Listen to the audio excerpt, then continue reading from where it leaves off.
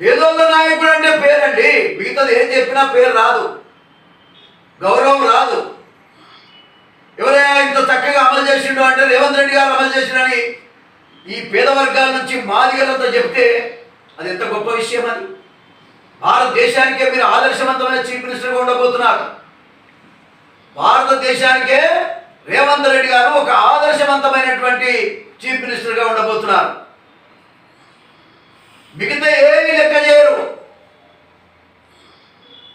మాకు కావాల్సింది వర్గీకరణ. వర్గీకరణ అంటే కూడా మాదిగలకు ఏదో అనవసరమైన అవసరం లేదు. మాకు మా జనాభా ప్రాతిపదిక మాత్రమే మాకు అమలు చేయండి.